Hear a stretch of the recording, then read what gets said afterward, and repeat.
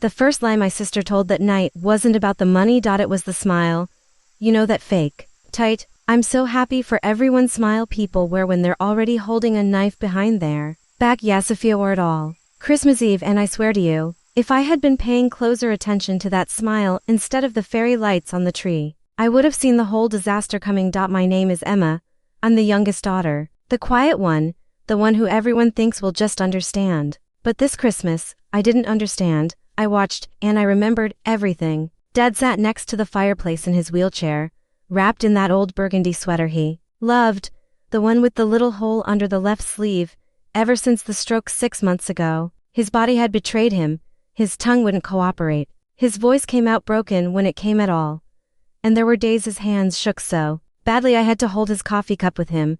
But his eyes were sharp enough to cut. I knew those eyes better than anyone because I'd spent months reading every flicker, every blink, every tiny movement.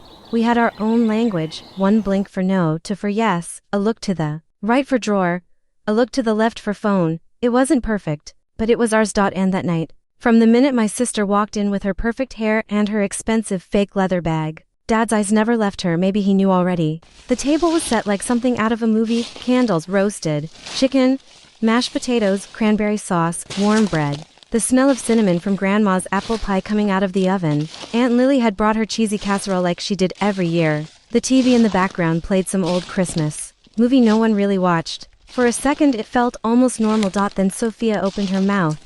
Wow, she said, dropping her coat on a chair. You really went all out this year, Em. Must be nice not working full-time. Her tone was sugary. The words weren't. I do work, I said calmly. I just work from home, and I take care of Dad. She shrugged. Yeah, caregiving, right? I mean, we all do what we can. We do what we're willing to do. I answered before I could stop myself. Our eyes locked for a second. There it was. Her smile twitched, but she let it go for the moment. We all sat down, plates were passed around, prayers were whispered, and for a while we talked about harmless things. The weather, Grandma's back pain, Aunt Lily's garden, the neighbor's annoying dog. Dad's eyes moved from face to face, soaking it all in like he was afraid it was the last time he'd see it. And maybe he was. It happened just as Grandma finished complaining about her doctor, raising her blood pressure meds. Sophia stood up. Her chair scraped against the floor, loud, sharp, like someone dragging a knife across a plate. She lifted her glass and tapped it lightly with her fork. Everyone, she said, voice bright, I'd like to make a little announcement. Dad's hand twitched on the armrest. My stomach dropped. I didn't know why yet, but I knew something was wrong. She put one hand on Dad's shoulder like she was a loving daughter in a commercial and smiled down at him. First of all, she said, I just want to thank Dad for trusting me. Dad's eyes widened, tiny, barely, but enough. I saw it. I had a long talk with him last week. She continued, about the future, about his savings, the house, everything. And she took a breath and then she dropped the bomb. Dad told me he's giving me all of it. His entire savings, the house, the accounts, everything. He said he trusts me to handle the money, to make the decisions, to take care of things after he's gone. The room went dead silent. The only sound was the ticking of the old clock on the wall. Grandma's fork slipped from her hand and clattered against her plate. Aunt Lily's eyes shot to Dad, then to me. My heart started hammering so loud I could hear it in my ears. I looked at Dad. His lips trembled. His fingers clawed at the armrest. His eyes were screaming. No sound came out. Sophia, of course, pretended not to see. She raised her glass a little higher. To Dad, she said, for trusting me. Dad's eyes filled with tears. Nobody moved. I could feel every muscle in my body going rigid. Heat flushed up my neck, into my face. I wanted to stand up, flip the table, scream that she was lying. But my voice got stuck somewhere between my chest and my throat. So I did what I always do. I watched and I listened. Aunt Lily cleared her throat softly. Edward, she whispered, looking at Dad, is that what you decided? Dad tried, God. He tried. His chest lifted, his mouth opened, his throat strained. A broken sound came out, something between a groan and a whisper, but no actual word followed. Sophia squeezed his shoulder. Don't strain yourself, Dad, she said sweetly. They'll understand eventually. That was the moment something inside me cracked. Not because of the money, not because of the house, but because she was using his broken body as a shield. She waited until he couldn't answer, and then she spoke for him. After dinner, while everyone pretended to be okay and forced small talk, she cornered me in the hallway near the stairs. You look like you saw a ghost, she said softly. Relax, Emma, if you're lying. I whispered, I swear. She rolled her eyes. I'm not lying, Dad knows I'm better with money. You're emotional. You'd give it all away to some charity or spend it on extra pillows and therapists. And whatever else you think he needs. You barely visit him, I spit back. You come here for 2 hours and talk more to your phone than to him. Well, I have a life. She snapped, then she smiled again. The fake one. Look, don't be bitter, I'm sure he left you something, maybe the old car, or his vinyl collection. You like old things, I like family, I said. You should try it. She leaned in closer, her perfume too sweet, like rotten flowers covered in sugar. I already filed the paperwork with my lawyer, she whispered. The transfer will go through soon. This isn't a discussion, Emma, it's done, and that's. When she made her first mistake, she mentioned the lawyer's name. Who? I asked. Jameson, Carl Jameson. I felt my skin go cold. That name wasn't just a lawyer. That was a red flag wrapped in a business card. I remembered hearing about him. Fraud investigations, shady deals, creative paperwork. Sophia had used him once before to fake documents for her little coaching business. My heart started racing again. I didn't say anything. Not yet. Because suddenly, everything in my head rearranged itself. Her fake smile, her sudden announcement, her timing, Dad's terrified eyes. This wasn't just greed. This was a plan.